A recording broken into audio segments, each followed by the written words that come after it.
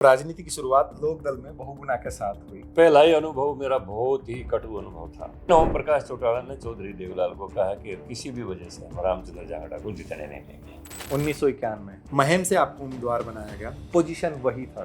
पूरा चुनाव महम का दांगी वर्षित चौटाला बन गया। 1996 में फिर मेरा भाग्य आड़े आया। दुर्भाग्य हमारा भी था और भारतीय जनता पार्टी का भी था। मेन भूमिका रामविलास शर्मा की थी। या आसाराम बापू ने आशीर्वाद दे दिया, भाई आप तो मुख्यमंत्री बनोगे और बसों पर में तो गए। तब खट्टर जी की क्या भूमिका थी? खट्टर साहब संगठन का काम देखते थे, लेकिन वो भी सरकार तोड़वाने में खुश थे। लेकिन बीजेपी के ज्यादातर विधायक चौधरी बंसीलाल के समर्थन में थे। जब पार्टी पूरे पीक पे थी, उस लहर में भी आप हार गए। जोलाना की सीट तो वीरेंद्र ने मांग ली, तो मैंने कहा जी घोड़ा दे दो। तो ठीक है, डन, आपको घोड़ा दे देंगे। फिर 19 में टिकट नहीं फिर दिया। टिकट नहीं दिया। आपने राज्यसभा में कहा कि सुंदर नर्स मरीज का वो हाथ पकड़ ले तो वो कहती है कि मुझे कोई तकलीफ नहीं हुई। इस तरह का बयान। कुछ लोग हंसने की बात पर रोने लग जाते हैं। टीकरी और सिंधु बॉर्डर पर पंजाब के नशेड़ी 1 साल से बैठे हैं। आम आदमी ने तो ये कहा कि जांगड़ा जी ठीक कह रहे हैं। तो आपकी गाड़ी रुकवाई गई और आपसे सॉरी फील करवाया। नहीं, ऐसा कुछ नहीं है। पत्थर पूजने से यदि हरी मिलता तो मैं पहाड़ पूज लेता। ये तो कबीर की साखी है। आपकी पार्टी है जो इनवाइट करके प्रयागराज, इनवाइट करके अयोध्या बुला रही है। पार्टी इनवाइट करती किसी विशेष इवेंट के ऊपर। आप मानते हैं कि भाजपा सरकार में सब ठीक ठाक था नौकरी में? बिल्कुल। किस तरह से HPSC में जो सेक्रेटरी लेवल के लोग थे, सब वो करोड़ों रुपए की रिश्वत ऑफिस में लेते पकड़े?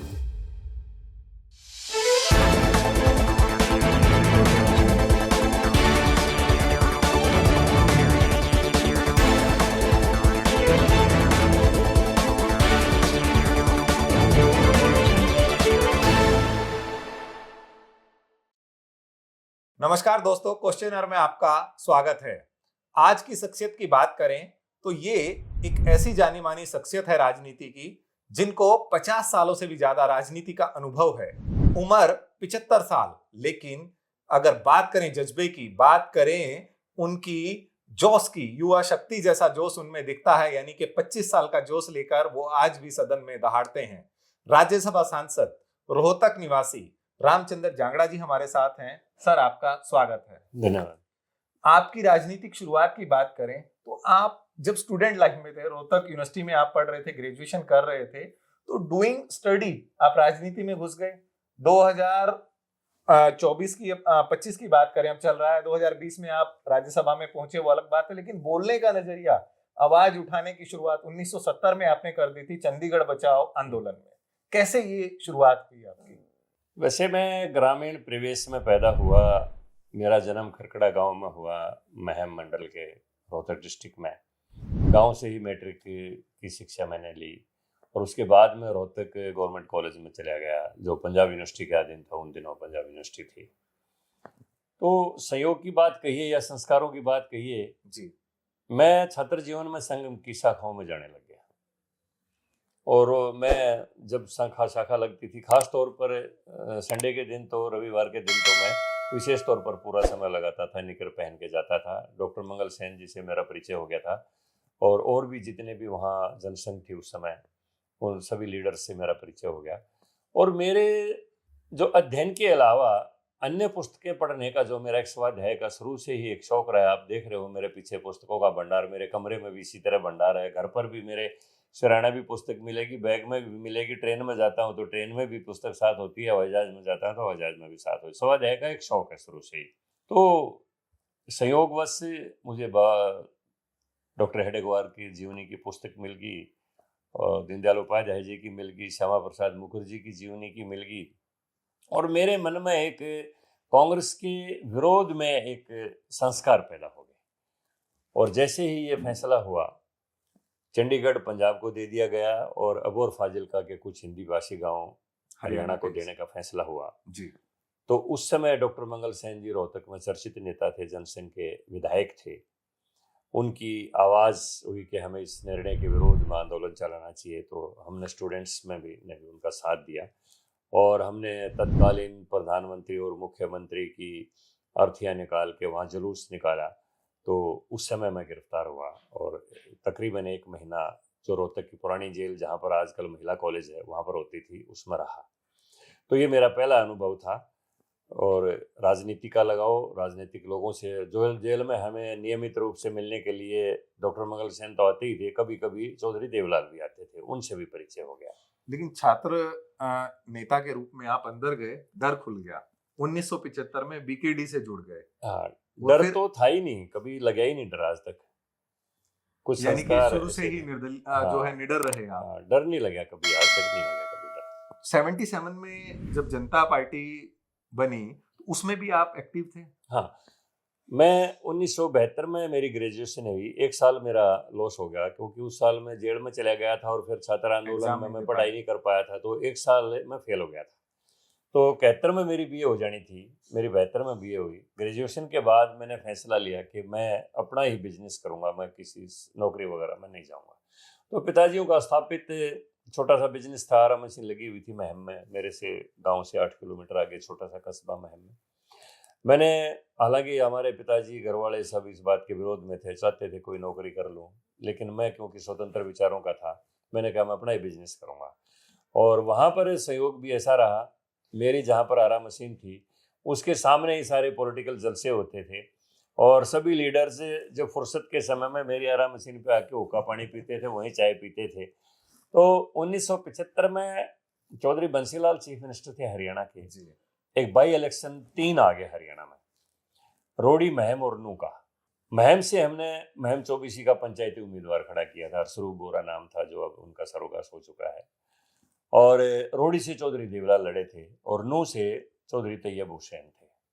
उस समय 2 सीट विपक्ष जीता था। चौधरी देवलाल रोडी से जीते थे, महम से हम जीते थे, अरसरू बोरा जी जीते थे, इंडिपेंडेंट थे उम्मीदवार, पंचायती उम्मीदवार थे। और नू से कांग्रेस जीती थी, तैयब हुसैन जी जीते थे। तो उस समय मेरी पहली राजनीतिक यात्रा शुरू होगी, क्योंकि मैंने उसी समय मंच पर बोलना शुरू किया। और संयोग की बात थी, कर्पूरी ठाकुर जी के वहाँ वहाँ पर चुनाव प्रचार में उनको बुलाया गया था। हम यहाँ दिल्ली से उनको लेके गए थे। काफ़ी साधारण नेता थे, सोशलिस्ट थे, लोहियावादी थे, और मेरी ड्यूटी उनके साथ लगा दी कि आप गांव में इनके प्रोग्राम आप करवाओगे और जो गरीब लोग हैं, ओबीसी हैं, उनके मोहल्लों में लेके जाओगे उनको। मैं 3 दिन उनके साथ रहा, तो जैसे बातें होती, दिन में सारा दिन गाड़ी में साथ रहते, रात को भी देर तक बातें होती, बड़ा साधारण उनका जीवन था। 3 दिन हो गए, उनके कपड़े मैले हो गए। मैंने कहा जी नहा लो, क्योंकि सर्दी का समय था, फरवरी का चुनाव था, नहाने मैं भी एक किराए के घर में रहता था। उनका ठीक है, एक बाल्टी में पानी ला दो। पूर्व चीफ मिनिस्टर थे, मैं थोड़ा सा झिझक भी रहा था, लेकिन वो इतने साधारण थे। मैंने जी कपड़े मैं धुलवा दूं, कपड़े भी थोड़े से मैले हो गए, नहीं हमारे पास हैं कपड़े। जी का कोई थैला नहीं था, बैग नहीं था।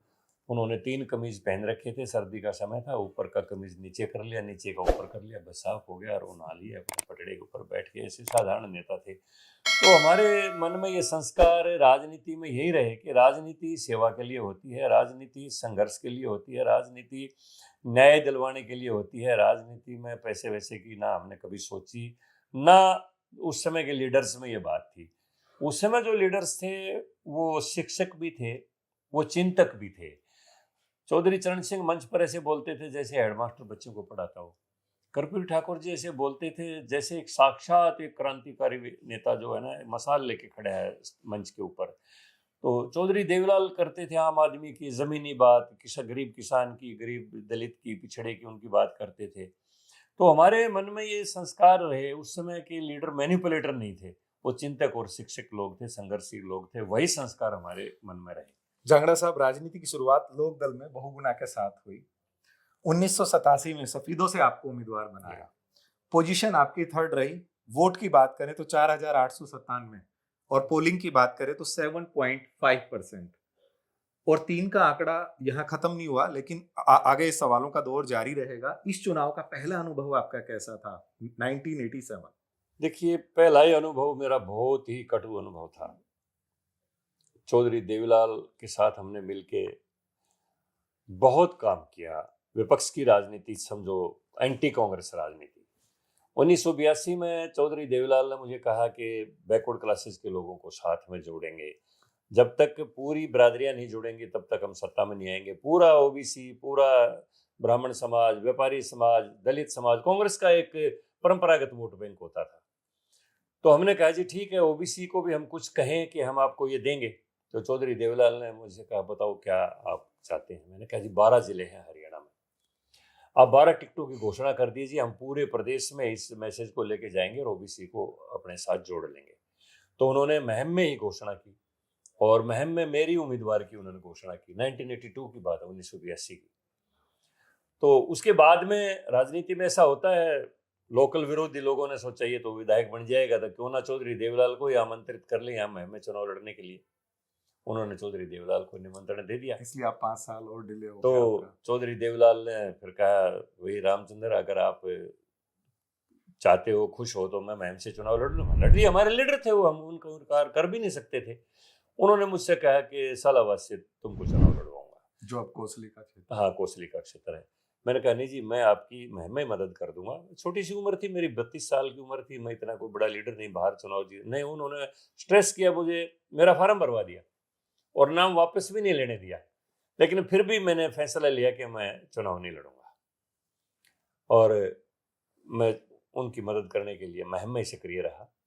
और लेकिन चौधरी देवीलाल भी धुन के पक्की थे, वहाँ पर पार्टी का जो कैंडिडेट था उसको हरवा के आए वो, और इंडिपेंडेंट का समर्थन करके आए।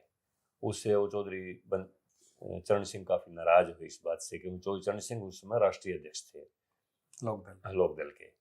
तो काफ़ी नाराज़गी हुई इस बात से, और हम हरियाणा में सरकार बनाते, लेकिन इन बातों की वजह से, एक तो भारतीय जनता पार्टी बन गई थी 1980 में, जनसंघ का विलय जनता पार्टी में हुआ, 80 में फिर जनता पार्टी बिखर गई, तो दोबारा फिर भारतीय जनता पार्टी, जनसंघ से भारतीय जनता पार्टी बन गई। तो भारतीय जनता पार्टी के साथ अलायंस था। 24 सीटों पर भारतीय जनता पार्टी चुनाव लड़ रही थी, 66 पर लोकदल चुनाव लड़ रहा था। लेकिन ओम प्रकाश चौटाला ने चौधरी देवलाल से बात की, कैसे की, भारतीय जनता पार्टी के सभी उम्मीदवारों के खिलाफ इंडिपेंडेंट उम्मीदवार खड़े कर दिए, जबकि समझौता था, अलायंस में चुनाव लड़ रहे थे। और कुछ जो चौधरी चरण सिंह से डायरेक्ट एफिलिएटेड थे, उनसे जो उनकी नजदीकियां थी, उनको भी हराने के लिए इंडिपेंडेंट उम्मीदवारों को समर्थन देना शुरू कर दिया। इससे पार्टी में काफी नाराजगी हुई। भारतीय जनता पार्टी के 18 कैंडिडेट हार गए, केवल मात्र 6 जीतने पाए, और लोकदल के भी फिर वो माइनॉरिटी में रह गया। सिंगल लार्जेस्ट पार्टी के आधार पर चौधरी भजनलाल शपथ ले गए। हालांकि सरकार चली नहीं। हाँ, नहीं, सरकार चली, चौधरी भजनलाल की चली। 1982 में हम सत्ता में आ जाते, लेकिन ओम प्रकाश चौटाला की वजह से, चौधरी देवलाल की धोखेबाजी की वजह से 1982 में हम 36 सीटों पर रह गए। 6 पर बीजेपी आई, 42 हो गए, 7 हमें इंडिपेंडेंट मिल गए। 49 का बहुमत 90 में से हमारे पास था। हमें कालका से आगे परमाणु होटल में, हिमाचल गवर्नमेंट का एक होटल है, उसमें बहुमत लेके बैठे थे। गवर्नर के पास बहुमत का रिकॉर्ड दिए आए थे, जाके डॉक्टर मंगल सेन साथ जाके उनको सूची दिए आए थे। लेकिन चौधरी भजनलाल की किस्मत तेज थी, कांग्रेस के 39 थे, हमारे 36 थे। सिंगल लार्जेस्ट पार्टी के आधार के ऊपर जबकि चौधरी देवलाल को टाइम दे रखा था सोमवार को, रविवार की शाम को तपस्या जी ने भजनलाल जी को शपथ दिलवा दी और 1 महीने का बहुमत सिद्ध करने के लिए समय दे दिया। अब 1 महीने में तो हॉर्स ट्रेडिंग हुई और भजनलाल बहुमत सिद्ध करने में कामयाब हो गया, और वो आराम से 1985 तक वो रहा। लेकिन चौधरी देवलाल ने उनके खिलाफ, लोगों ने भी समझा धोखा हुआ है, हालांकि इसके कारण तो वो खुद थे, लेकिन जनता में यह हुआ कि बहुमत देवलाल के पास था, धोखा हुआ है। तो चौधरी देवलाल ने आंदोलित किया हरियाणा में लोगों को। इन बिटवीन 1985 में राजीव लोंगोवाल समझौता हो गया SYL के ऊपर, उसको लोकदल ने बहुत बुनाया। इसके विरोध में चौधरी देवीलाल ने और डॉक्टर मंगल सेन जनसंघ के थे, अलायंस में हम थे, दोनों ने त्याग पत्र देके रोहतक और महम से बाई इलेक्शन हो गया। उसमें भी देवीलाल परिवार ने डॉक्टर मंगल सेन के साथ धोखा किया। हालांकि चुनाव में दोनों ने मिलके लड़ा सारा सब कुछ, और उनके कहने से ही डॉक्टर मंगल सेन संघर्ष समिति के जनरल सेक्रेटरी थे, चौधरी देवलाल अध्यक्ष थे, उन्होंने इस्तीफा दिया। फिर भी धोखा देके कांग्रेस के कैंडिडेट की मदद करी, ये इनकी आदत में शुमार था, और डॉक्टर मंगल सेन उस समय चुनाव हार गए। लेकिन कांग्रेस के विरोध में हरियाणा में जनमानस खड़ा करने में चौधरी देवलाल कामयाब हो गए, और उसका नतीजा ये आया कि कांग्रेस को चीफ मिनिस्टर चेंज करना पड़ा। 1 साल पहले चौधरी बंसीलाल को कांग्रेस चीफ मिनिस्टर लेके आई भजन लाल को हटा के। भजन लाल 1985 सेंटर में राज्यसभा में लिया पहले, फिर उनको कृषि मंत्री भी बनाया। वो उनकी अंदरूनी राजनीति है। लेकिन चौधरी बंसीलाल भी कोई करिश्मा नहीं कर पाए। तो चौधरी देवीलाल की हमने मदद करी 1982 में। 1985 के बाई इलेक्शन में मैं पूरा इंचार्ज था मैं और मेरे घर के साथ ही ऑफिस था, और पूरी हमने दिन और रात मेहनत करके दोनों चुनाव जीते। तो 87 में फिर चौधरी देवीलाल ने कहा भाई आपको अब तो चुनाव लड़वाएंगे हम आपको। बल्कि वो मुझे आदमपुर से चुनाव लड़ाना चाहते थे और मैं भी लड़ना चाहता था, लेकिन मेरे जो ओबीसी के वर्कर्स थे वो इस बात के विरोध में थे कि हम सेफ सीट चाहते हैं। चलो कोई बात नहीं, चौधरी देवीलाल ने कहा कि फिर हम सफेदों से आपको चुनाव लड़ाएंगे जो पिछड़ा वर्ग बाहुल्य सीट है। ओम प्रकाश चौटाला नहीं चाहते थे। पहले दिन शरद यादव की कोठी के ऊपर बैठे, कोई लिस्ट बन गई, मेरा नाम आ गया। थोड़ी सी देर बाद ओम प्रकाश चौटाला जी गए मीटिंग में, हंगामा हुआ काफी, 10-15 टिकटें उन्होंने चेंज करवा दी जिनमें मेरी भी कट गई। उसके बाद अगले दिन मैं फिर मिला चौधरी देवीलाल से, शरद यादव की फिरोसा रोड पर कोठी थी, अकेले बैठे थे, हमारी बिल्कुल कोड़े माहौल में बातें हुई और उन्होंने कहा भाई हाँ आपको देनी चाहिए थी, आपका हक था, आपके साथ धोखा हुआ है और मैं इसको सिंबल को चेंज करवा दूंगा। अगले दिन बोगुणा जी के पास हम गए दोनों, कर्पूरी जी वहां पर बैठे थे। चौधरी देवीलाल ने कहा कि सफेदों का सिंबल चेंज करके जांगड़ा जी को दे दो, जो पहले दिया है हमने उसको रिवोक कर लो, और मुझे 2 लेटर दे दिए, एक रिवोक का सरदौल सिंह थे कैंडिडेट और एक मेरा अलॉटमेंट का। बाहर ओम प्रकाश चौटाला जी खड़े थे। जैसे वो मैं बाहर लेके निकला सिंबल, उन्होंने कहा कि मैंने आपकी टिकट बदलवाई थी, हम आपको चेयरमैन बना देंगे, लेकिन टिकट छोड़ दो। मैंने टिकट तो मैं नहीं छोड़ूंगा, चुनाव तो मैं लड़ूंगा, मैं पॉलिटिकल आदमी हूँ, मैं चुनाव लड़के पिछड़े वर्गों की आवाज बनना चाहता हूँ विधानसभा में। मैं चेयरमैन बन के किसी मर्सी के ऊपर दया के पात्र रह के मैं गाड़ी के लिए कुछ उसके लिए मैं नहीं रहना चाहता बिल्कुल भी। मैं चुनाव लड़ूंगा, मैं पॉलिटिकल आदमी हूँ, चेयरमैन तो आप बना ही सकते थे मुझे। तो मैं उनकी मर्जी के खिलाफ मैंने सफेदों से जाके चुनाव में फार्म भर दिया। मैं था पार्टी का कैंडिडेट, अब वो इंडिपेंडेंट रह गया, जो दूसरा कैंडिडेट था उसका सिंबल रिवोक हो गया।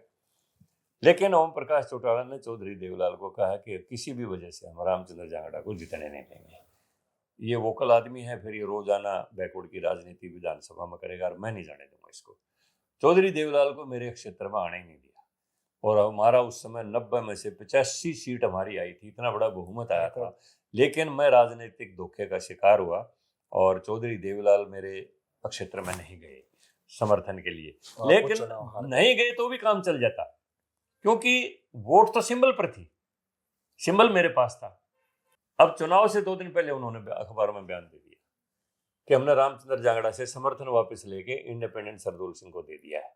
अब जैसे ही ये बयान आया, एकदम से मेरा चुनाव स्लिप कर गया और जीता हुआ चुनाव जैसे आपने बताया 4800। मान लेते हैं रामचंद्र जी कि आप 1987 में तीसरे नंबर पे जो है आए और वोट आपके 4897 थे, लेकिन उसके बाद आप 1991 पार्टी हरियाणा विकास पार्टी चौधरी बंसीलाल महम से आपको उम्मीदवार बनाया गया।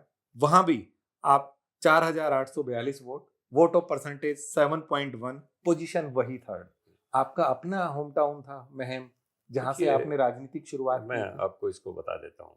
1987 में जैसे आपको मैंने बताया, मेरे साथ इतना बड़ा राजनीतिक धोखा हुआ और मैं उस समय मंत्री होता उन दिनों में 1987 में।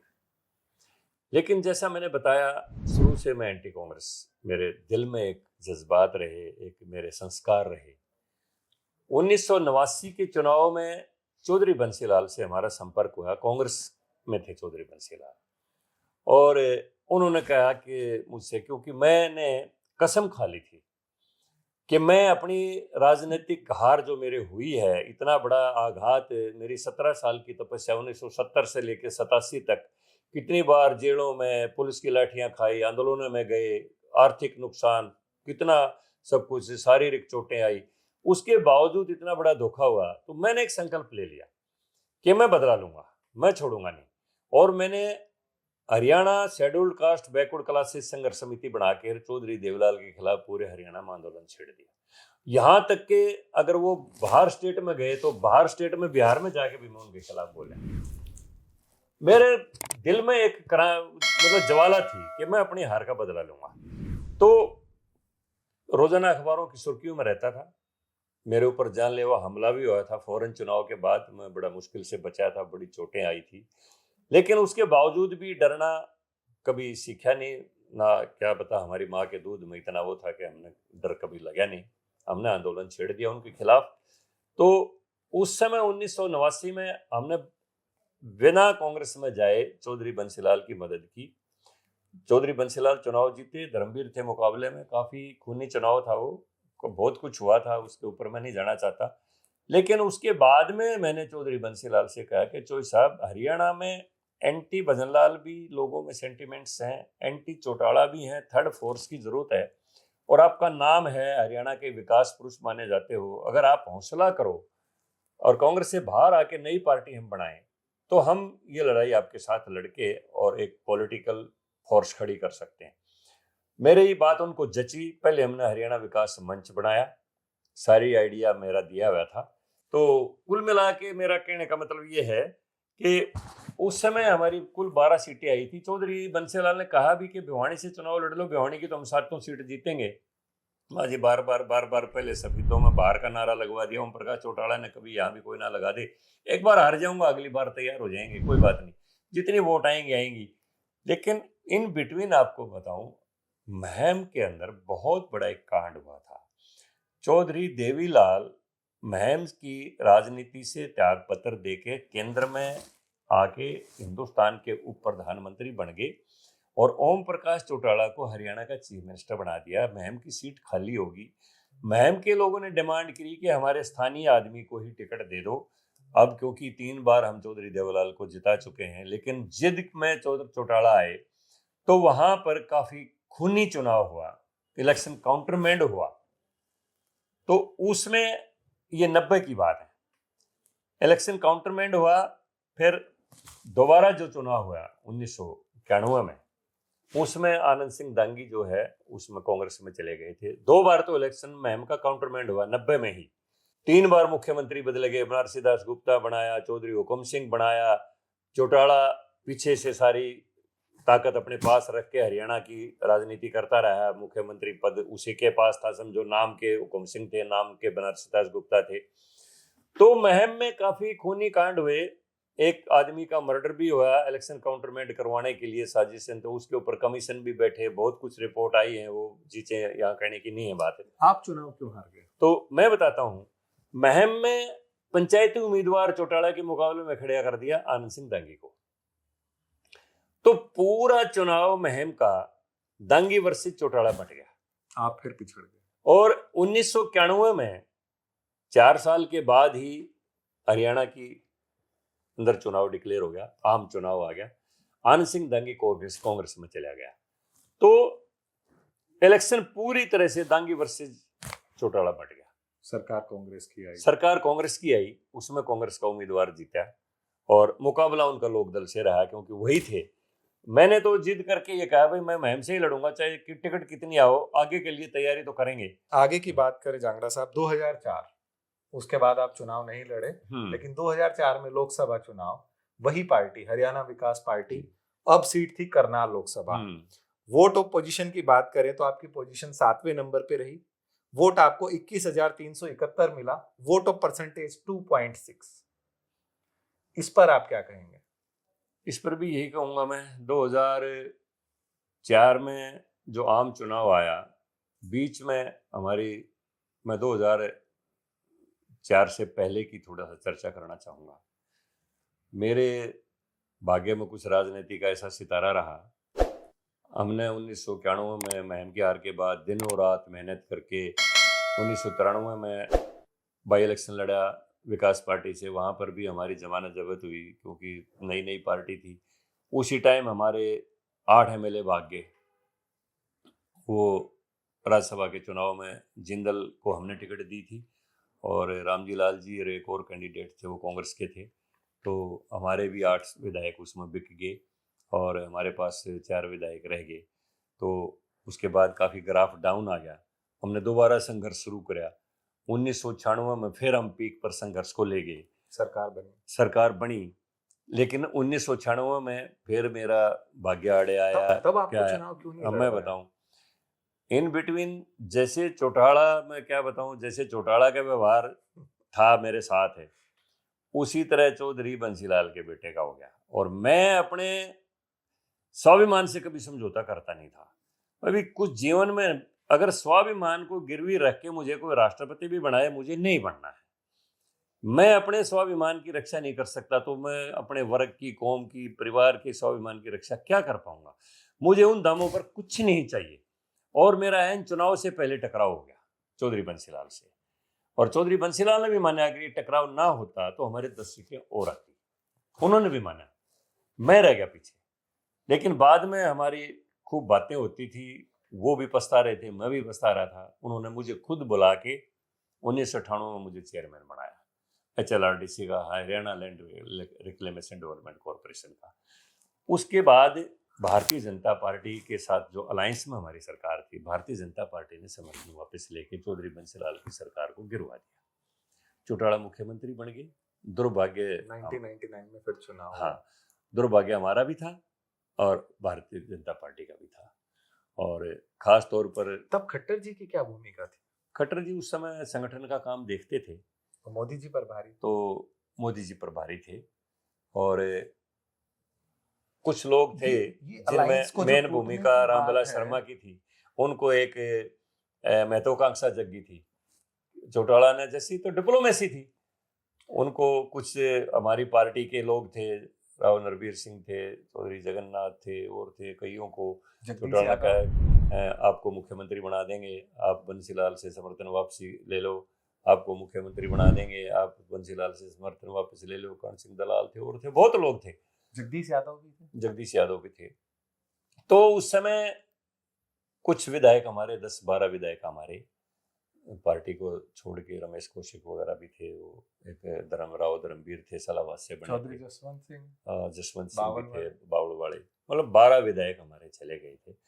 और भारतीय जनता पार्टी ने सरदारी, जंगड़ साहब मैं माफी के साथ रोक रहा हूँ आपको, किसके पास थी? मतलब कौन लीड कर रहा था इन 12 को? 12 में से 12वां नंबर किसका था? सब आपस में भ्रमित थे, सब आपस में मुख्यमंत्री बने हुए थे। शर्मा जी की महत्वाकांक्षाएं उनकी थी। उनको बस या आसाराम बापू ने आशीर्वाद दे दिया, भाई आप तो मुख्यमंत्री बनोगे, और बस वो भ्रमित हो गए। और वो उनको लग गया, हाँ बस तेरे तो राज तेरे हाथ में आएगा। और वो बस कुछ चौधरी बंसीलाल का देखो स्वभाव, वैसे वो बहुत ही ईमानदार नेता थे और बहुत ही प्रैक्टिकल थे, बात को समझने वाले थे, और विकास पुरुष में मानता उनको, और सिद्धांत से वो अडिग नहीं होते थे। कितना नुकसान हो जाओ, वो अपने सिद्धांत के ऊपर रहते थे। डिक्टेटर थे। तो डिक्टेटर नहीं कह सकता मैं, डिक्टेटर इसलिए नहीं कह सकता, बहुत सी चीजों में मेरा निजी अनुभव है, वो डेमोक्रेटिकली काम करते थे, ऐसी बात नहीं है।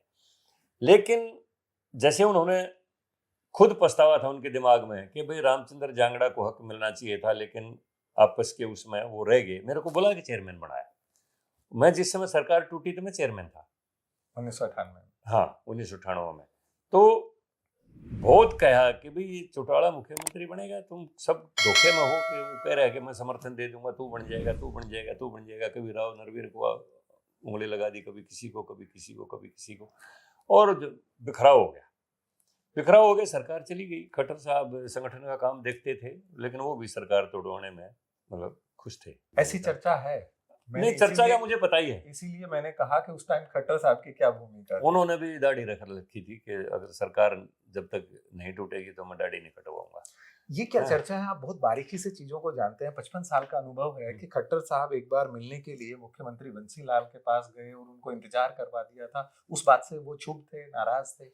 दरअसल मुझे पूरा इस बात का, देखो जब तक मुझे पूरा किस्सा ना पता हो, मैं उसके ऊपर कोई टिप्पणी नहीं करता। लेकिन नाराजगी किस वजह से थी मैं कह नहीं सकता। हाँ, महत्वाकांक्षा रामविलास शर्मा की थी। खट्टर साहब की नाराजगी क्या थी मुझे पता नहीं है, क्यों नाराजगी थी मुझे ये भी नहीं पता है। लेकिन मनोहर लाल जी ने भी एक कील ठोक दी। हाँ थी, उनका भी था, सरकार तोड़वाने में वो भी साथ ही थे। लेकिन बीजेपी के ज्यादातर विधायक चौधरी बंसीलाल के समर्थन में थे, गणेशी लाल जी समर्थन में थे।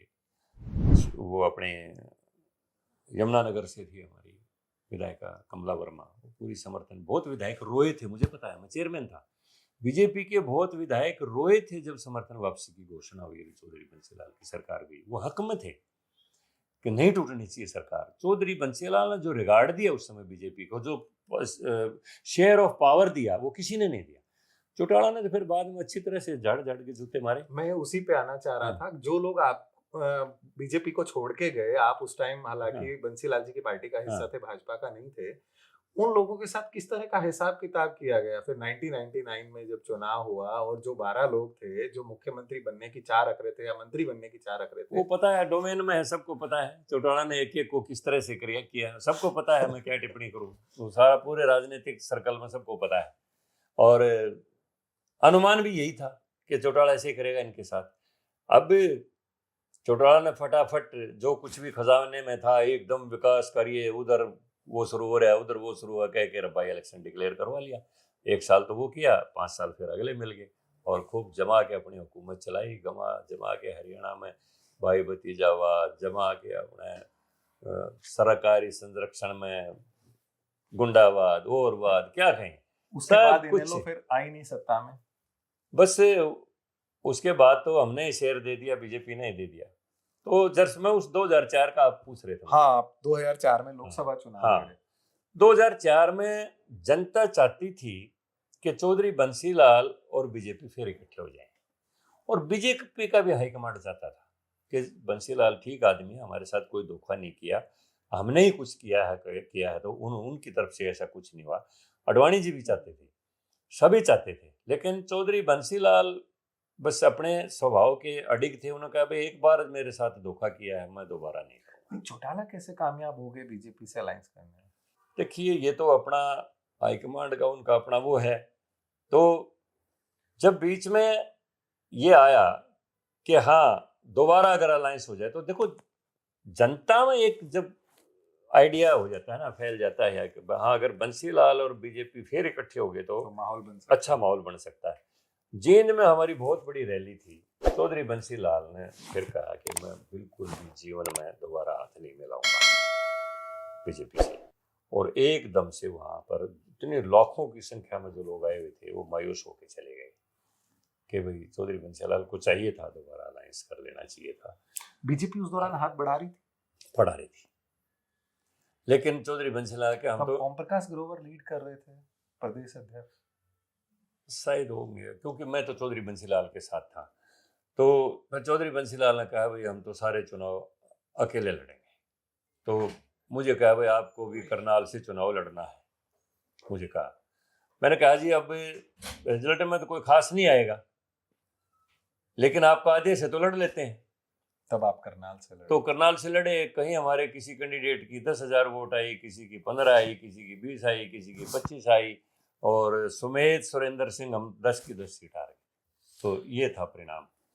उसके बाद की बात करें, फिर आप भाजपा में आ गए। हाँ, उसके बाद मैं बताऊं, चौधरी बंसीलाल बहुत बीमार हो गए थे ड्यूरिंग इलेक्शन, और वो मायूस थे। उनके बेटे ने, चौधरी सुरेंद्र सिंह ने कहा कि बाबूजी दोबारा नहीं उठेंगे, कांग्रेस में जाना ठीक रहेगा। वो नहीं जाना चाहते थे बिल्कुल। 2005 में विलय कर दिया फिर उन्होंने। तो किरण चौधरी जो आज हमारे साथ हैं, जब ये डिप्टी स्पीकर होती थी शायद, तो इनको कांग्रेस का राज्यसभा का टिकट दिलवाया, और हमारे पास केवल मात्र 2 विधायक थे, रामकिशन फौजी वहां से बुआनीखेड़ा से, और चौधरी बंसीलाल प्रॉपर भिवानी से थे, तो शाम से नहीं लड़े थे, प्रॉपर भिवानी से थे। तो हमारे पास केवल मात्र 2 विधायक थे। तो तब चौधरी बंसीलाल से हमारी बात हुई। मैं कहा बाबूजी बोलो, पार्टी चलानी है। तो इस तरह से तो पब्लिक में तो मैसेज चला गया भाई किरण जी को टिकट दिलवा दी है तो आप तो कांग्रेस में वापस जाएंगे। तो कह रहे भाई देखो सुरेंद्र, आप देखो। मैं कहा जी सुरेंद्र तो विलय के हक में है, तो क्या करूं? बोला मैं तो विड्रा करूंगा, मेरे तो बस की बात नहीं है, मैं तो बीमार हो गया, काफ़ी सेहत खराब हो गया, तो सुरेंद्र जाने वो जाने। फिर हमने समझ लिया भाई कांग्रेस में वापस जाएंगे। तो मैं उनको कहा जी मैं कांग्रेस की विचारधारा का, क्योंकि शुरू से ही संघ की विचारधारा रही, तो मैं उसमें वहाँ अपना कॉम्प्रोमाइज़ नहीं कर सकता हूँ मैं। तो मैं विलय से पहले ही मैं भारतीय जनता पार्टी में चौधरी प्रोफेसर गणेशी लाल जी उस समय अध्यक्ष थे, और मुझे अगले ही दिन प्रदेश का उपाध्यक्ष बना दिया था ज्वाइनिंग के बाद। और मैं चौधरी बंसीलाल की भी बताऊं आपको चौधरी बंसीलाल की कॉन्फ्रेंस के खिलाफ हुआ था सब कुछ। सुरेंद्र का दबाव था, बेटे के किसी तरह भी कर लो, बेटे की बात को माननी पड़ जाती है, लेकिन चौधरी बंसीलाल को यहाँ रामलीला मैदान में बुलाया उनके कॉन्फ्रेंस के खिलाफ। वो आए और ये कह के चले गए कि भाई जिसने भी ये निर्णय किया है वो बिल्कुल गलत है और वो कमीने लोग हैं, जाहिल लोग हैं, ऐसा जो निर्णय किया है, और मैं जा रहा हूँ उतर के। वो स्टेज से उतर के चले गए। हालांकि मैं तो बीजेपी ज्वाइन कर चुका था, लेकिन वो नहीं आए। वो इस हक में नहीं थे। इस हक में नहीं थे, उनकी आत्मा के खिलाफ था सारा जो कुछ भी था। बहुत हरियाणा में उतार चढ़ाव हमने देखे हैं। उस उतार चढ़ाव में भाजपा में जब आप शामिल हुए तो आपको 2014 में, हालांकि मैं आपको बता दूं, भाजपा ने आपको 3 बार प्रदेश का उपाध्यक्ष बनाया। हाँ। 2 बार आप ओबीसी मोर्चा के अध्यक्ष रहे। 2014 में जब पार्टी पूरे पीक पे थी और उस दौरान जब पहली बार इंडिपेंडेंट भाजपा ने प्रदेश में सरकार बनाई तो आपको गोहाना से टिकट दिया गया। आपकी पोजीशन फिर 3rd रही, नंबर 3 का आंकड़ा। वोट आपको मिले 28,365। वोट ऑफ परसेंटेज की बात करें तो 24.2% आपने वोट लिए। उस लहर में भी आप हार गए। चलिए, ये भी अच्छा, बहुत ही दिलचस्प किस्सा है। जैसा मेरे साथ 1987 में हुआ जी, 2014 में भी ऐसे ही हुआ। पार्टी ने पूछा, भाई हम आपको चुनाव लड़वाना चाहते हैं, बताइए कहाँ से लड़ोगे। मैंने कहा जी, महम में मेरे गांव का आदमी पहले चुनाव लड़ चुका है और वो दोबारा भी लड़ रहा है। अब मेरा ये गांव अगर नहीं इकट्ठा होगा तो मैं महम से चुनाव नहीं लड़ पाऊंगा, मुझे दूसरा हल्का दे दीजिए। उन्होंने कहा बोलिए कहाँ से देंगे। मैं कहा मुझे मेरे पड़ोस का हल्का है जोलाना दे दीजिए, और पार्टी ने डन कर दिया, लड़ जाए। अब उसके बाद फिर जींद के अंदर रैली थी, राजनाथ जी आए थे, मैं उस यात्रा का प्रभारी था। हाँ, मैं उस यात्रा का प्रभारी था उनका। हम रात को रेस्ट हाउस में रुके हुए थे। सुबह अनिल जैन जी हमारे प्रभारी थे, सुषमा स्वराज जी गए। जैन साहब शायद तब सह प्रभारी थे। नहीं, प्रभारी थे। उससे पहले जगदीश मुखी प्रभारी, जगदीश मुखी सह प्रभारी बनाए थे, प्रभारी अनिल जैन थे जी। तो मुझे जैन साहब कहने लगे, जांगड़ा जी जोलाना की सीट तो वीरेंद्र ने मांग ली, अब दूसरी सीट बताओ कोई आपके लिए कौन सी करे।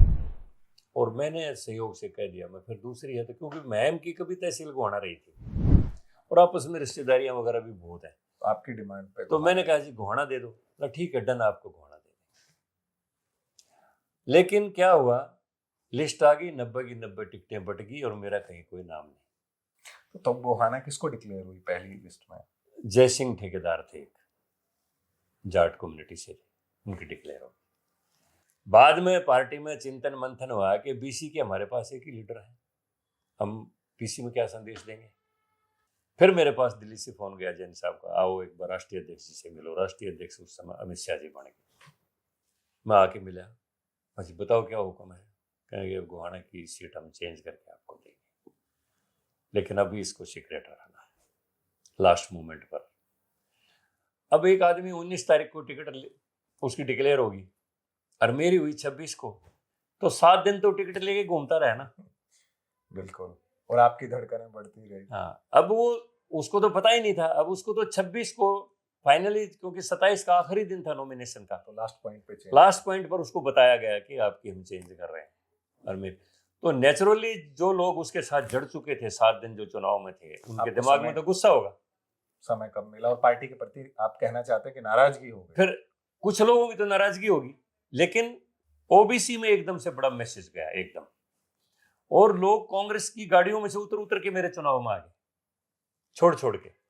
लेकिन एक हिस्सा खिलाफ भी हो गया जो उस पहले उम्मीदवार के पक्ष में था, इस वजह, वरना अगर मुझे डायरेक्ट सीधी टिकट दे दी जाती मैं उस समय चुनाव जीतता।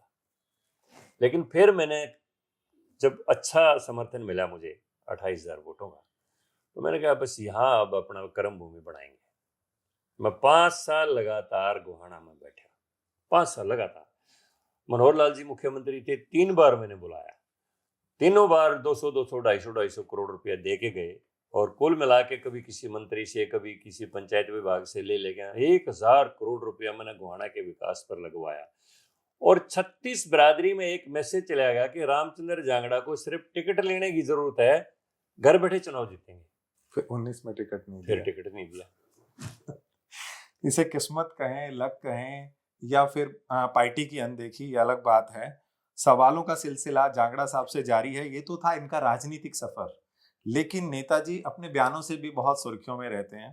पहला बयान, और मेरा ये आरोप है जांगड़ा साहब आप पे, आप 75 वर्षीय नेता है, आपने राज्यसभा में कहा कि सुंदर नर्स का मरीज का वो हाथ पकड़ ले तो वो कहती है कि मुझे कोई तकलीफ नहीं हुई। इस तरह का बयान, महिलाएं में और नर्सों में काफी नाराजगी हुई आपको लेके। देखिए, ये तो अगर कोई हंसी की बात पर रोएगा तो मजाक की बात थी और ऐसे पार्लियामेंट में कितनी बार हम लोहिया जी की डिबेट उठा के देखो। लोहिया जी ने एक बार कहा कि लोहिया जी अविवाहित थे। उन्होंने कहा अगर मैं शादी करता तो कैसा पति सिद्ध होता मुझे नहीं पता, लेकिन मेरी नजर में पूर्ण स्वतंत्रता और स्वेच्छा से संबंध होते हैं तो वो जायज है। उन्होंने कह दिया। मोरारजी देसाई ने इसके ऊपर रिएक्ट किया कि ये क्या बयानबाजी हो रही है पार्लियामेंट में। तो उस समय सुभद्रा जी थी मेंबर पार्लियामेंट। लोहिया जी मजाकिया थे, कहेंगे भाई ये सामने सुभद्रा जी बैठी हैं, तन से भी सुंदर है, मन से भी सुंदर है, कौन संबंध इनसे, कौन हाथ नहीं मिलाना चाहेगा। और कहने लगे सुभद्रा जी आपको बुरा तो नहीं लग रहा? नहीं, मुझे तो कुछ बुरा नहीं लग रहा है, अच्छा लग रहा है। तो वे देसाई जैसे क्यों नाराज हो रहे हैं? ये तो ऐसी डिबेट्स में ये चलता रहता था, ये मजाकिया बात थी और कुछ लोग हंसने की बात पर रोने लग जाते हैं। तो आजकल ये सोशल मीडिया का जमाना आ गया और लोगों को कोई ना कोई बहाना चाहिए। अब हरियाणा में तो ऐसे गाने चलते हैं, कहीं कोई डॉक्टरनी के ऊपर गाना है, कहीं किसी के ऊपर गाना है, कहीं किसी के ऊपर गाना है, चलते रहते हैं, आम मजाक की बातें हैं। अगला आरोप, रामचंद्र जांगड़ा किसानों के आंदोलन को लेकर विवादित बयान देते हैं। कहते हैं टीकरी और सिंधु बॉर्डर पर पंजाब के नशेड़ी 1 साल से बैठे हैं, आंदोलन के पर्दे के पीछे कुछ गलत लोग ह्यूमन ट्रैफिकिंग करने वाले आ गए। देखिए, बात यह है, अब तो इस बात का पूरी तरह से पटाक्षेप हो चुका है। मैं दोबारा इस विषय को नहीं उठाना चाहता, लेकिन आंदोलन के कारण हरियाणा का जो नुकसान हुआ है उसको सबको पता है। हमारी कुंडली बॉर्डर से, बांधवगढ़ बॉर्डर से कितनी फैक्ट्रियां उठ गई, कितने लोग बेरोजगार हुए। और इसमें कोई दो राय नहीं कि हरियाणा में पहले शराब, बीड़ी, सिगरेट, आम नशे तो होते ही थे। थोड़ा बहुत कोई अफीम खा लेता होगा, सुल्फा पी लेता होगा, लेकिन ये स्मैक और ये कोकीन और वगैरह हरियाणा में नहीं थे। आपकी पार्टी नाराज हुई इस बयान से? नहीं, मेरी पार्टी में कोई नाराजगी नहीं थी, वो किसानों में, और वो भी तथाकथित लोगों में। आम आदमी ने तो ये कहा कि जांगड़ा जी ठीक कह रहे हैं। आपने किसानों को नशेड़ी, कसाई और नहीं सौदागर नहीं नहीं, कहा। मैंने ऐसे किसानों को नहीं कहा। मैं किस खुद संबंध किसान में? हूँ। किस मेरे संबंध में बात? पिताजी 250 बीघे जमीन 2 बैलों से बोते थे। आज भी हम खेती करते हैं, मेरी खेती है, हम किसान परिवार से हैं। किसानों के खिलाफ मेरा कोई आरोप नहीं है। किसानों के नाम पर जो लोग राजनीति कर रहे थे, उस कंटेस्ट में मैंने कहा था कि भाई कुंडली बॉर्डर के ऊपर आप सबको पता है एक आदमी का मर्डर हुआ था और उसकी लाश को बैरिकेड पर टांग दिया गया था। तो मैंने कहा ये काम तो कसाई भी नहीं करते। मैंने कहा भी किसान कसाई ऐसा मैंने कुछ नहीं कहा। मैंने कहा ये काम तो कसाई भी नहीं करते। तो मेरा दोषारोपण किसानों पर नहीं था। जो किसान के नाम पर किसान को गुमराह करने की राजनीति जो करते हैं, कौन सा ऐसा काम है जो किसान के हक में हमारी सरकार ने नहीं किया हो? एमएसपी पूरी दी है, खाद हमेशा मुहैया करवाया है, बीज मुहैया करवाया है, बिजली पूरी दी है, पानी पूरा दिया है, हर चीज के ऊपर सब्सिडी दी है। एक साल सड़क पे भी आपकी सरकार ने किसानों को बिठाया। तो सड़क पर तो आके बैठे हैं। लेकिन जो 3 कृषि कानूनों का वो विरोध कर रहे थे, मोदी जी ने 1 साल बाद विड्रा किया। वो पहले दिन, 10 दिन, 5 देखिए, दिन तो में भी प्रधानमंत्री जी ने खुद भी कहा, मैं क्या कहूं इसमें। प्रधानमंत्री जी ने कहा भाई ठीक है, हम नहीं समझा पाए इनको, कोई ना कोई ऐसी कमी रही कि हम इनको नहीं समझा पाए कि उनके फायदे, और हम भरे मन से इनको वापस ले रहे हो। तो प्रधानमंत्री जी ने मैं कहा, और जो भी समझदार किसान है वो मानता है। देखिए, इंटरनेशनल एग्रीकल्चर मार्केटिंग इस किसी कृषि कानून की देन है। कांग्रेस के समय में एक राज्य से दूसरे राज्य में जिंस ले जाना भी एक कानूनन अपराध था, पकड़ लेते थे। मुझे पता है राजस्थान में हरियाणा से गुड़ की स्मगलिंग होती थी, गेहूं की स्मगलिंग होती थी और चोरी छिपे जाता था। अरे एक ही देश में हम आपस में राज्य में अगर अपनी जिंस नहीं ले जा सकते, वो कांग्रेस के कानून थे। और एग्रीकल्चर मार्केट की स्थापना इस कृषि कानूनों के तहत हुई। अब किसान कहीं भी किसी भी मार्केट में अपनी जिन्स को बेच सकता है, अपना एग्रीमेंट कर सकता है। कृषि कानूनों में ऐसी ऐसी चीजें अगर विस्तार से बताएं बड़ा समय लग जाएगा। जो मोदी जी ने कहा कि मैं किसान की आमदनी इतने दिन में दुगुना कर दूंगा, मैं दुगुना नहीं 4 गुना करने की बात है ये। और हर वो स्टेप जो किसान के हक में हो सकता था, बिल्कुल पूरी स्टडी के बाद, बिल्कुल नीचे तक की बात एक एक सोच के ये सारी बातें लागू की गई। और जो समझदार किसान है, जो कृषि के साइंस को समझता है, जो कृषि की मार्केटिंग को समझता है, वो इस बात को मानता है कि सारे कृषि कानून किसान के हक में। जांगड़ा साहब, आप मानते हैं कि देश का किसान जो है वो अब भाजपा के फेवर में? बिल्कुल है।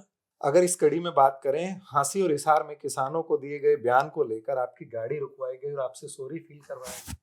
देखिए, ऐसा कुछ नहीं था। जैसे आपने कहा ये मेरे बयान सुर्खियों में था, तो टोल के ऊपर कुछ किसान बैठे हुए थे।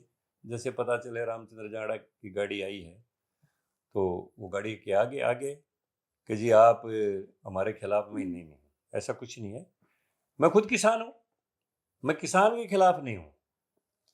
मैंने उनको समझाया। मैं, आप देखिए, अगर कांग्रेस के समय में 10,000 रुपये किसान को लोन मिलता था तो 24% ब्याज के ऊपर मिलता था, और 500 रुपये किस्त टूट जाती तो 42 दिन तक तो कोई अपील दलील नहीं थी, किसान को तहसील के हवालात में बंद कर दिया जाता था। जीप आती थी।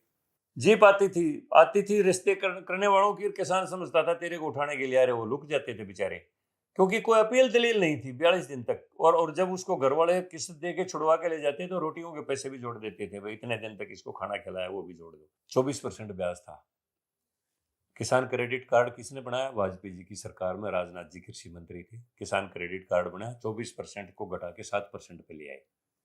और आज किसान को जो लोन मिलता है, ब्याज पर 4% सब्सिडी अगर समय के ऊपर कोई भरता है केंद्र सरकार देती है, 3% हमारी 0% पर ब्याज पर मिलता है। तो मेरी उनसे सारी बातें हुई, तो कहना जी कुछ बातों से हमारा विरोध है, वही जुन सी बात पर विरोध है उन्हें मैंने माफ करो, और जो मेरी अच्छी बात है उनको मेरी को तुम अप्लाई करो। रोहतक का मुहिम, किसानों का आंदोलन, आपको किसानों ने काले झंडे दिखाए? काले झंडे नहीं मैं किसी प्रोग्राम में गया हुआ था, तो उस समय पुलिस ने कहा जी किसान इकट्ठे क्या होगा, क्योंकि सभी के विरोध में था ये। वो कह रहे थे किसी बीजेपी के नेता को हम कोई गांव में नहीं आने गांव देंगे, में नहीं आने कार्यक्रमों देंगे। में नहीं आने देंगे। तो मैंने कहा मैं जाऊंगा कार्यक्रम में। पुलिस आ गई, कहने लगे जी किसान इकट्ठे हो गए। अरे माने दो, कोई बात नहीं। बोला जी आप पिछले दरवाजे से निकल जाओ। मैं ना बिल्कुल नहीं, मैं सामने के दरवाजे से जाऊंगा। लैंड ऑर्डर आपको रखना है। कुछ लोगों ने आगे आने की कोशिश की, पुलिस ने उनको हटा दिया, रोक दिया। कुछ ने कहा हमारे ऊपर गाड़ी चढ़ाने की कोशिश की, ऐसे ऐसा कुछ नहीं था। आरोप प्रत्यारोप तो लगाते रहते। रामचंद्र जांगड़ा ने कहा हरियाणा में 2021 से पहले चिट्टा समय एक नशे के टीके जैसा हरियाणा में कुछ नहीं था। पंजाब में नशा पहले से था। पंजाब के किसान जब से बॉर्डर पे आए हैं तब से प्रदेश में कुछ इतना नशा बढ़ गया है कि उसका प्रचलन बेहद तेजी से शुरू हो गया। देखिए, नशे का प्रचलन तो हरियाणा में बढ़ा है, ये सबको पता है, और वो बाद में ही बढ़ा है, ये भी सबको पता है किसान आंदोलन से। लेकिन अब पेडलर्स तो आए हैं उस समय, और इन ऐसे लोगों को तो मौका मिलना चाहिए। कोई भी मौका मिल जाओ, वो तो मार्केटें देखते हैं, मार्केट तलाश करते रहते हैं, उसमें किसान का दोष नहीं है। लेकिन वो तो ऐसे लोग तो किसी भी जमघट की तलाश में रहते हैं। कोई भी जमघट हो जाए उनको फायदा मिल जाता है वहां पर अपना नेटवर्क फैलाने का। वो कहीं भी हो जाओ, कहीं भी हो सकता है। ये क्या वाकया था कि रामचंद्र जांगड़ा जी को मारने की कोशिश की गई और उन्होंने कहा कि कैंटर और ट्रक से मेरे पीछे मेरी गाड़ी का पीछा किया गया? और ये तो बाद की बात है, सामान्य सी घटना थी। पहले की बात है, उससे नारनौंद में मेरा प्रोग्राम था, विश्वकर्मा जयंती थी, और किसानों ने कहा कि भाई हम नहीं करने देंगे प्रोग्राम। मैंने कहा भाई जब चौधरी छोटूराम जयंती मनती है, हरियाणा सरकार ने और भी जयंतियां मनाई हैं सरकारी स्तर पर, रविदास जयंती, वाल्मीकि जयंती और जयंती। इस समय किसान आंदोलन की आड़ में आप ये लोग आपस का क्यों टकराव कर रहे हैं?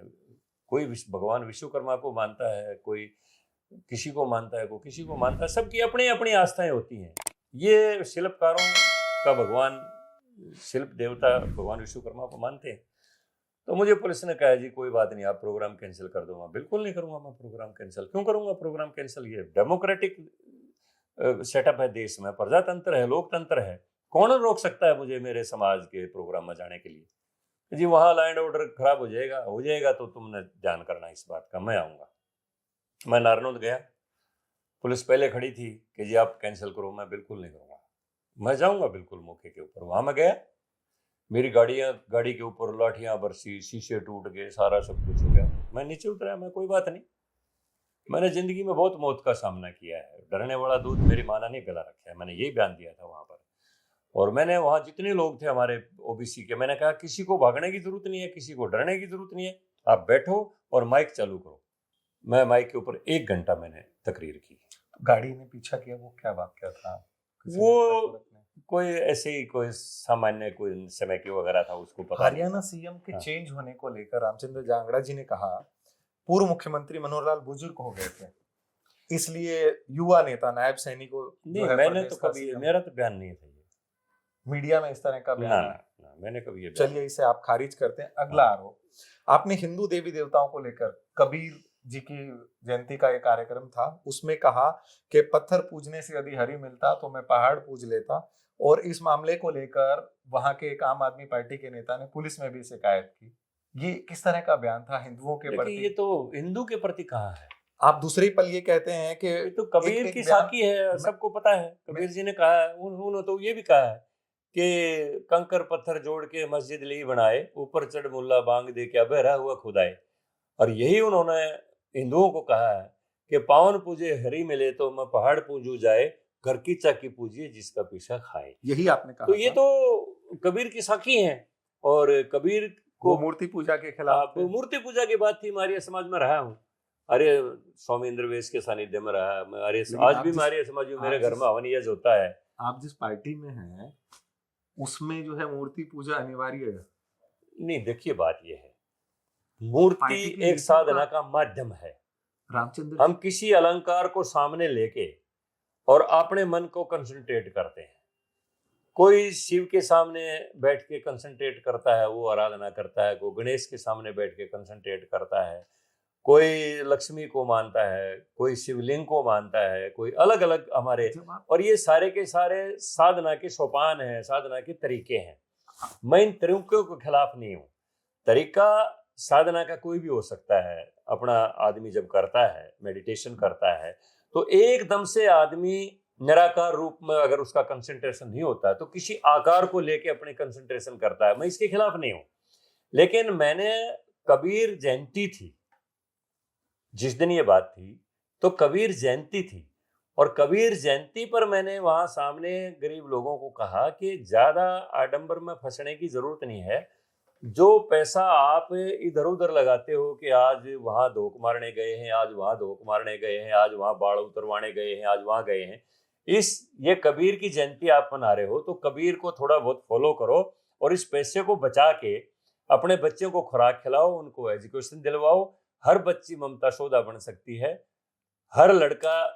जांगड़ा साहब, हाँ, आपकी पार्टी है जो इनवाइट करके प्रयागराज इनवाइट करके अयोध्या बुला रही थी, तब भी सारे देश को इनवाइट किया था और वो गरीब भी इसी देश का था। नहीं, मैं भी गया हूँ, मैं अयोध्या भी गया हूँ, मैं प्रयागराज भी गया आप हूँ। समर्थ थे, आप जिन गरीबों को समझा रहे थे तो क्या वो घर से भी दर्शन कर सकते थे? लेकिन पार्टी ने तो इनवाइट किया। लेकिन देखिए, वो पार्टी इनवाइट करती किसी विशेष इवेंट के ऊपर, विशेष मौके के ऊपर, वो बात अलग है।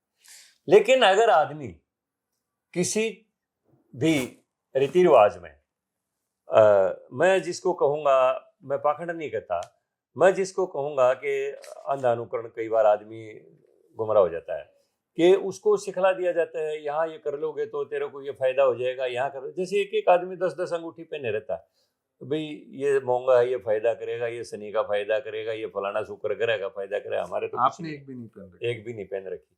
अरे भाई, शनि ग्रह तो पता नहीं कितने लाख किलोमीटर दूर है, कितना बड़ा है, वो इससे क्या उसका फर्क पड़ जाएगा। लेकिन एक साइकोलॉजिकल है ये कि आदमी को सेटिस्फेक्शन होती है कि वहाँ किसी ने कह दिया तेरा शनि ग्रह खराब है और मैंने ये पहन ली तो शायद वो मेरा ठीक हो गया। वो साइकोलॉजिकल है। आपने ये भी कहा कि हवन करने से धुआं जो उठता है उससे बीमारियां ठीक हो जाती है और यज्ञ करने से उनकी पत्नी की आंखें जो हैं। हाँ, ये जो कहती है, मैंने पार्लियामेंट में कहा है और ये रियल है बिल्कुल। जब प्रधानमंत्री जी ने फर्स्ट लॉकडाउन किया तो वो 14 घंटे का था, सुबह 7 से लेके और रात को 9 बजे तक 14 घंटे का था। तो हमने ध्यान के 14 घंटे कैसे बिताएं। तो मेरे घर में हवन वैसे भी यहाँ भी रोज होता है, यहाँ भी डेली होता है हवन। मेरे पुत्र वधू रहती है, वो करती है, वहाँ भी होता है, मेरा छोटा बेटा करता है, घर में भी, महम में भी। तो हमने निर्णय लिया भाई 14 घंटे वैसे क्यों बताएं, अगर ये वायरस है कोरोना का, तो यज्ञोपैथी के बारे में तो मैं शांति कुंज जाता हूँ, मैं गायत्री परिवार का एक आजीवन मेंबर हूँ, सदस्य हूँ। मेरे घर में अखंड ज्योति, युग निर्माण योजना दोनों पत्रिकाएं आती हैं, तो मैंने उनमें काफ़ी पढ़ा है यज्ञोपैथी के विषय में। मैं यज्ञ क्यों ना कर ले। तो मैं 4 साल तक चेयरमैन रहा। धर्मपत्नी की आंखें खराब थी, लाल आंखें रहती थी, पानी आता रहता था। चंडीगढ़ मैंने काफ़ी बड़े बड़े डॉक्टरों से दिखाया हो, क्या भाई ये तो एलर्जी है, ये ठीक नहीं हो सकती, धुएं से उसे दूर रखो, बस और कोई इलाज नहीं है। तो मैंने कहा आज चलो यज्ञ करते हैं, 14 घंटे का समय बिताएं। आरा मशीन हमारी घर की है, लकड़ियाँ घर की थी, आम और पीपल की लकड़ी ले ली, इकट्ठी कर ली। घी भी गाय का घर पर ही था, मैं गाय रखता हूँ घर पर अपनी, आज भी मेरे घर पर गाय अपनी गाय का दूध पीते हैं। तो 10 लीटर गाय का घी और शांति कुंज की सामग्री लाई हुई थी, उसमें अच्छी अच्छी जड़ी बूटियों की सामग्री थी। हमने 14 घंटे यज्ञ किया और मेरी धर्मपत्नी भी साथ बैठी रही। पहले हमने पूरा यज्ञ जो प्रक्रिया होती है उसे करके, फिर बाद में गायत्री मंत्र और महामृत्युंजय मंत्र के साथ हम आहुतियाँ डालते रहे 14 घंटे तक।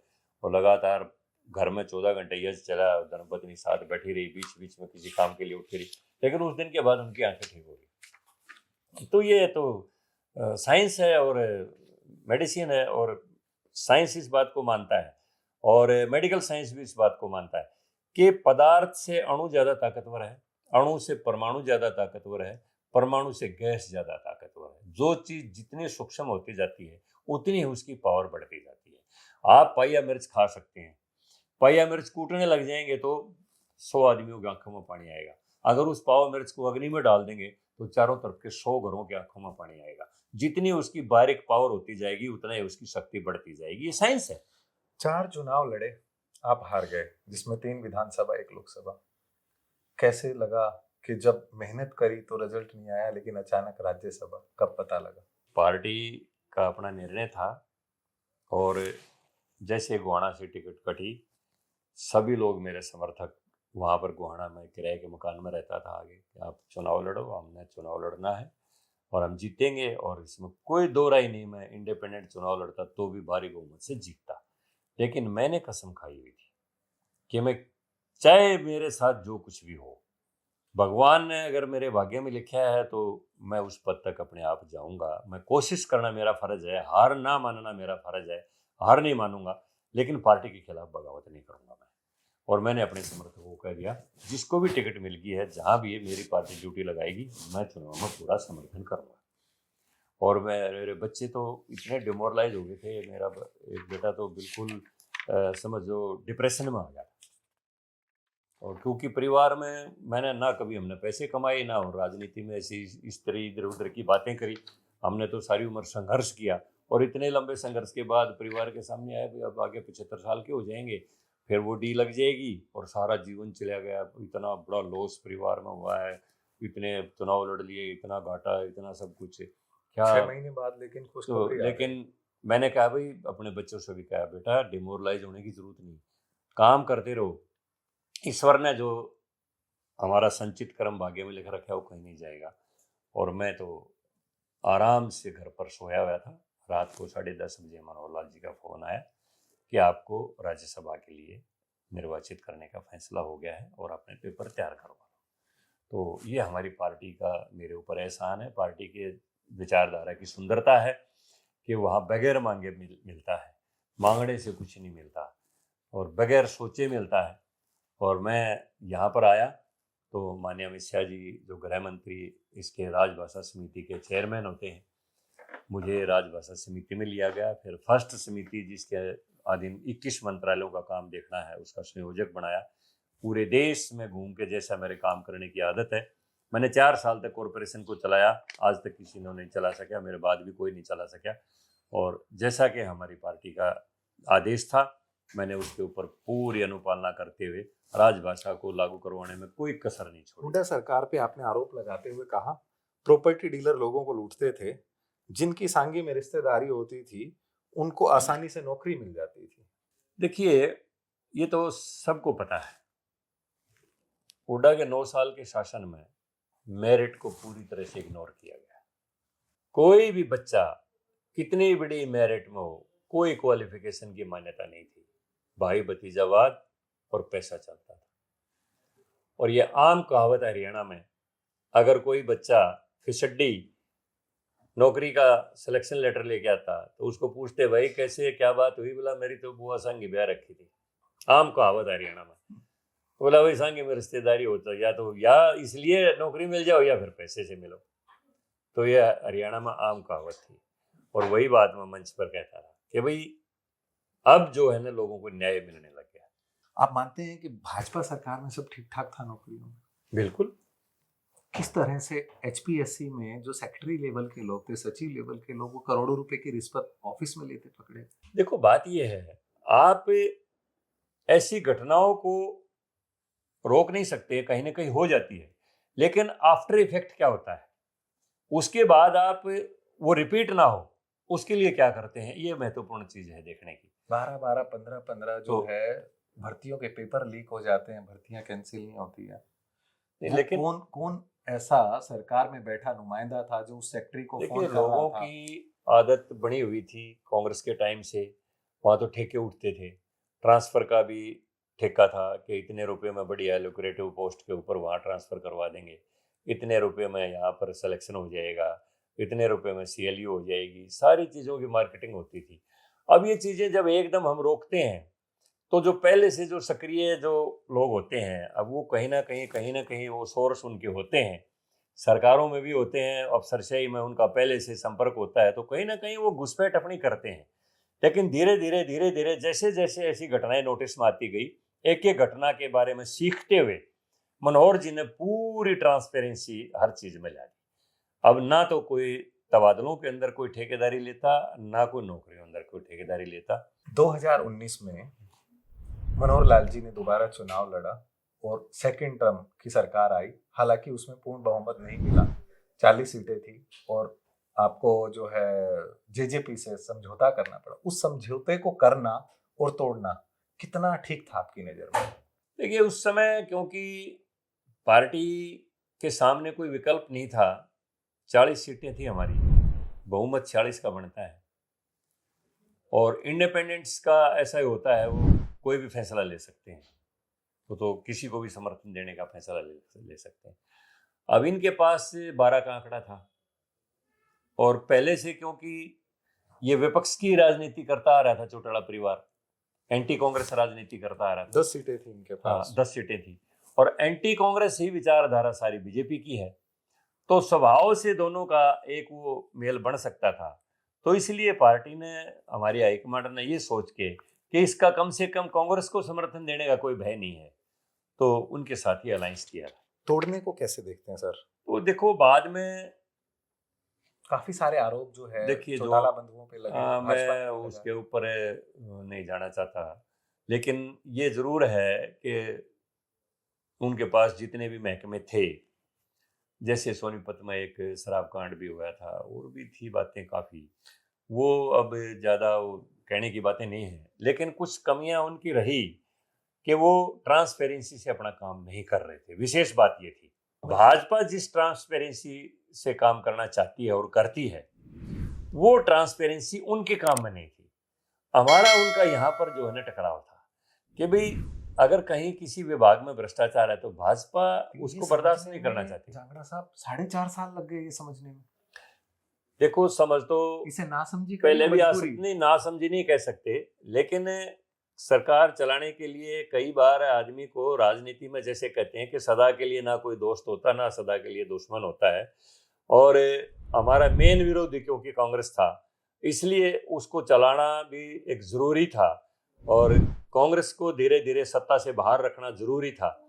लेकिन उसके बाद जब हमने देख लिया और कांग्रेस पूरी तरह से बेनकाब होगी और उजागर वो होगी, तो फिर हमने निर्णय ले लिया पार्टी हाईकमांड ने, और उसके बाद हम अकेले दम के ऊपर उस पहले से ज्यादा बहुमत लेने में 2014 में मोदी जी जब देश में प्रधानमंत्री का चेहरा बन के आए, तब हरियाणा में 9 सीटें जो है भाजपा को मिली। विधानसभा की बात करें तो पहली बार जो है बहुमत के साथ जो है 46 सीटों पे, 47 सीटों पे, हाँ क्षमा चाहता हूँ, 47 सीटों पे भाजपा आई, जो 6 महीने के गैप में चुनाव होता है।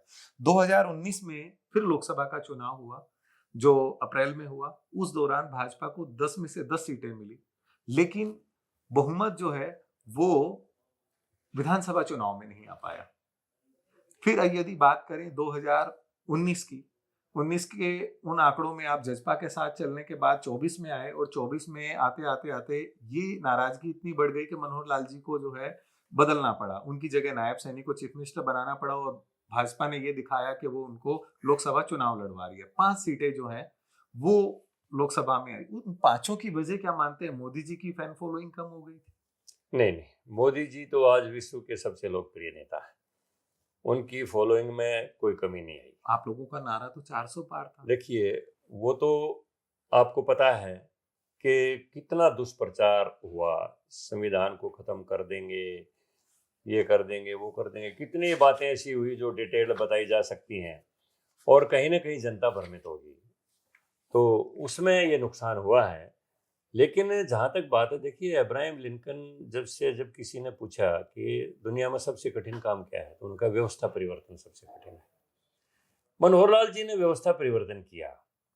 अब उसमें क्या हुआ, जैसे नौकरियों में ट्रांसपेरेंसी होगी तो एक वर्ग जो इससे लाभ कमाता था वो तो नाराज होगा ही होगा, उनकी दुकानदारी बंद होगी। अब कुछ बातें ऐसी थी जो उनसे ट्रांसपेरेंसी आ सकती थी, जैसे हमने क्या प्रॉपर्टी के बड़े झगड़े होते थे गांव में, किसी की स्वामित्व नहीं, पता नहीं चलता था इसका मालिक कौन है, जैसे उसमें प्रॉपर्टी आईडी का किया। सारा फिर प्रदेश लाइनों में लगा दिया, हाँ, ऐसे फिर लोग ये तो हुआ निकाल कि दिया। फैमिली आईडी बना दी।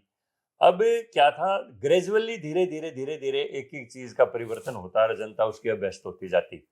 लेकिन मनोहर लाल जी चाहते थे कि भाई हम पूरी तरह से ट्रांसपेरेंट सिस्टम हर चीज में कर दें, और उनका ये था कि किसी आदमी को पेंशन के लिए लाइन में ना लगना पड़े, उसकी फैमिली आईडी में उसका सारा डाटा हो, और जैसे ही वो उसकी एज हो जाए, भाई वो 60 साल का हो गया, चंडीगढ़ में जो है ना प्राइम कंप्यूटर पर क्लिक होते ही उसकी अपने आप पेंशन बन जाए, वो सारी चीजें अपने आप, उसका वो जो राशन कार्ड बन जाए। तो ये जो थोड़ी जनसंख्या के देश हैं, जैसे ऑस्ट्रेलिया बहुत थोड़ी सी जनसंख्या है, अमेरिका की थोड़ी सी जनसंख्या है, कनाडा की थोड़ी सी, उन चीज़ों उन देशों में जल्दी अप्लाई हो जाते हैं। हमारे देश में इतना विशाल जनसंख्या वाला देश है, इसमें एकदम ऐसे सारे के सारे सिस्टम लागू करना बड़ा दुष्कर था। और फिर जो लोग ब्यूरोक्रेसी में भी और राजनीति में भी जो इन चीज़ों का फायदा उठाते थे, किसी मजदूर तो कह दिया भाई तेरे को ये दिलवा देंगे सब्सिडी, कन्यादान की राशि दिलवा देंगे, इतने % हमें दे देना। अब वो सारे सिस्टम को ये लगा यार सब कुछ अगर सीधा है, अगर डीबीटी हो जाएगा तो हमारे को क्या मिलेगा। तो इसमें काफी लोगों ने गड़बड़ी की, सर्वे एजेंसियों ने भी की, और ब्यूरोक्रेसी में भी कुछ ऐसे लोग थे जिनके कारण जनता परेशान हुई। परेशान करने का इरादा नहीं था, लेकिन जनता परेशान हुई। जनता परेशान हुई तो ये मैसेज गया कि भाई चीफ मिनिस्टर चेंज कर दें। तो हालांकि कोई मनोहर लाल जी का कोई फॉल्ट नहीं था, वो हर एक चीज को ट्रांसपेरेंट तरीके से करना चाहते थे। आपकी नजर में अगर मुख्यमंत्री चेंज नहीं होता तो नतीजे क्या होते? देखिए, बात ये है, ये तो हाइपोथेटिकल क्वेश्चन है, क्या होता, ये तो अनुमानित क्वेश्चन है। पार्टी का ठीक निर्णय। लेकिन पार्टी ने निर्णय लिया कि भाई मनोहर लाल जी की जो अनुभव हैं, मोदी जी ने सराहा है उनको, प्रॉपर्टी आईडी को भी, फैमिली आईडी को भी। प्रधानमंत्री जी ने कहा कि पूरे देश में अगर ऐसा लागू हो जाए तो ये सिस्टम ही ना रहे कि कोई कार्ड उसके लिए, राशन कार्ड के लिए घूम रहा है, कोई पेंशन के लिए घूम रहा है। ये सिस्टम अगर ऑनलाइन सिस्टम सारा लागू हो जाए तो बड़ा ट्रांसपेरेंट पूरे देश में। मोदी जी ने सराहा मनोहर लाल जी की नीतियों को, लेकिन ये था कि भाई चलो उनका अनुभव का लाभ हम केंद्र में लेंगे, और यहाँ पर एक लंबी रेस का जो चलने वाला आदमी, थोड़ी उम्र का आदमी हो, जो लंबे समय तक चल सके। और खास तौर पर क्योंकि ओबीसी जो है भाजपा का एक आधार वोट बैंक तैयार हो गया, और उसी वर्ग से हो तो और भी अच्छा मैसेज जाएगा। तो इसलिए नायब सिंह सैनी जी को बनाया, और उन्होंने देखो इतनी मेहनत की, दिनों रात लोगों को एडेप्ट किया, आज भी करते हैं, हंस के मिलते हैं, बड़ा स्वभाव अच्छा है। सिर्फ चेहरा है, सरकार अब भी खट्टर जी ऑपरेट करते हैं। नहीं, ये कहने की बातें हैं, ऐसा कुछ नहीं है। खट्टर जी अपना केंद्र में मंत्री हैं, अपना मंत्रालय चला रहे हैं, नायब सिंह सैनी जी वहां पर चला रहे हैं।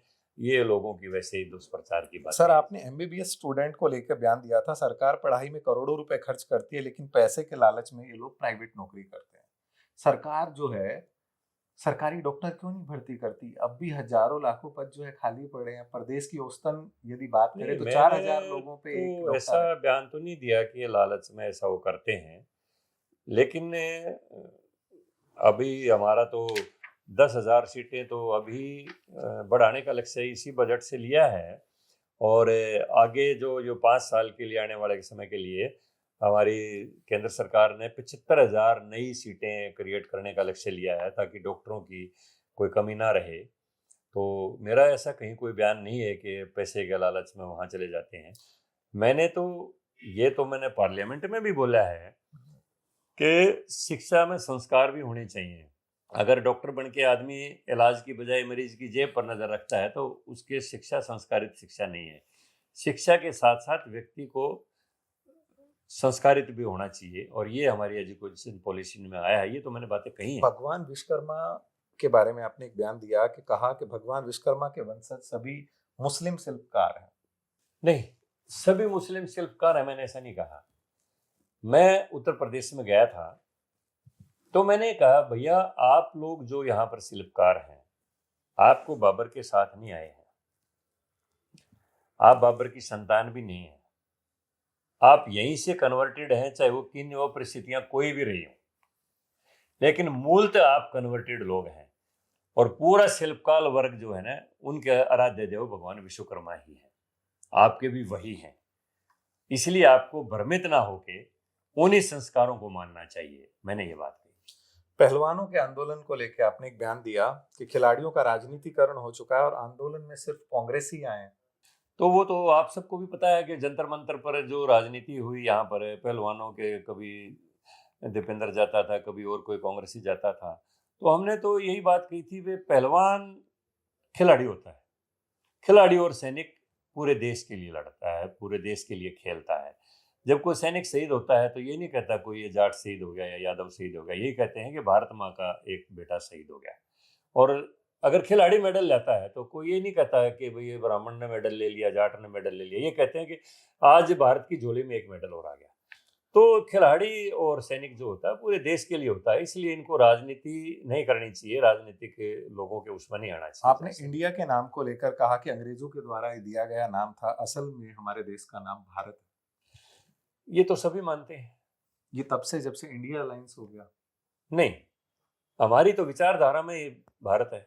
एक और आरोप आपकी सरकार की, जिस तरह आपने सराहना की, खासकर मनोहर लाल जी की, फैमिली आईडी में सांसद रामचंद्र जी की इनकम जो है 1,80,000 रुपए दिखाई गई।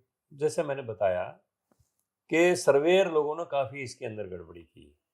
मेरी नहीं, मैं तो फिर भी छोटा सा आदमी हूँ, और सांसद रहते हुए तो मेरी सारी ऑन रिकॉर्ड इनकम है, जो भी है, जो पे आती है मेरी सीधी बैंक में आती है। तो जो रोहतक के मेयर थे मनमोहन गोयल, वो भी गरीबी रेखा में ले रखे थे। तो गरीबों की संख्या अरबों खरबों का काम, जिंदल के दामाद हैं वो, उनकी खुद की फैक्ट्रियां हैं, अरबों खरबों का काम है। तो सिस्टम में मैंने कहा ना कि सर्वे एजेंसियों ने बड़ी गड़बड़ी की, सिस्टम में बहुत कमी रही, जिसके कारण जनता में नाराजगी पैदा हुई। आपका एक और विवादित बयान, आपने कहा कि लड़कियों को जींस नहीं पहननी चाहिए। ये कब का बयान है? चलिए, आपको याद नहीं। अगला, अब विवादों का सिलसिला खत्म करते हैं और अंतिम 2 सवाल जो है जांगड़ा जी से हैं। गोहाना में आपने 2024 में विधानसभा चुनाव लड़ने की इच्छा जताई सांसद होते हुए। वो तो हमारे कृष्ण पवार जी ने भी जताई थी और उनको लड़वाया भी। इस राणा से आज वो हरियाणा सरकार में मंत्री हैं। तो मेरी भी इच्छा थी, क्योंकि गोहाना मेरी कर्म भूमि रहा और मैंने वहाँ बहुत ज़्यादा काम कर रखा था। तो मैंने देखा भाई केंद्र में तो हमारा अनुभव हो गया, और अगर प्रदेश का अगर पार्टी मौका दे तो हरियाणा की राजनीति में मैं आना चाहता हूँ। मैंने अपनी इच्छा जताई थी, लेकिन पार्टी ने जब वहाँ से डॉक्टर अरविंद शर्मा को टिकट दे दिया, मुझे दिल में कोई दुख नहीं, कोई आक्रोश नहीं। मैंने पूरा नेक नीति के साथ उनका मदद करके उनको चुनाव जितवाया। सवालों का सिलसिला जांगड़ा साहब के साथ समाप्त करें। 2026 में अप्रैल 10 को इनके पूरे 6 वर्ष राज्यसभा में हो जाएंगे, लेकिन अभी जो है जिस एनर्जी के साथ जांगड़ा साहब काम कर रहे हैं, तो सर लगता है कि भाजपा अभी और कुछ देगी, कहीं ना कहीं गवर्नरशिप मिल सकती है। देखिए, हमारा उद्देश्य, हमारा जीवन का लक्ष्य अपनी पार्टी की विचारधारा के लिए काम करने का है। अगला काम पार्टी के ऊपर है, वो क्या करेंगे क्या ना करेंगे ये सब कुछ हाईकमांड के ऊपर है। हमारी ना कोई व्यक्तिगत इच्छा ना व्यक्तिगत महत्वाकांक्षा, सब कुछ पार्टी के ऊपर है। ये लगता है कि 55 वर्ष का अनुभव है और जिस तरह से एक नेता जो डिप्लोमेटिक बातें कहते हैं, यानी कि वो अपने सारे पत्ते नहीं खोलते, इसलिए समय से पहले जांगड़ा साहब भी पूरी सूझबूझ के साथ चल रहे हैं और इस बात को शायद वो हिडन और सीक्रेट रखना चाहते हैं और रखनी भी चाहिए, क्योंकि वो सही वक्त पे सही बात ही जनता को पता लगे। वो एक नेता की हेल्थ के लिए और जो है उनके नियर डियर यानी कि जो कंपटीटर है उनसे बचाव के तरीके में भी वो उनको सूझबूझ का एक तरह से मदद साबित होती है। तो बेहद खूबसूरती से जांगड़ा साहब ने हमारे तमाम सवालों के जवाब दिए और इस सवाल और जवाब के सिलसिले को यहीं विराम देते हैं। फिर मिलेंगे किसी नई शख्सियत के साथ, तब तक के लिए नमस्कार।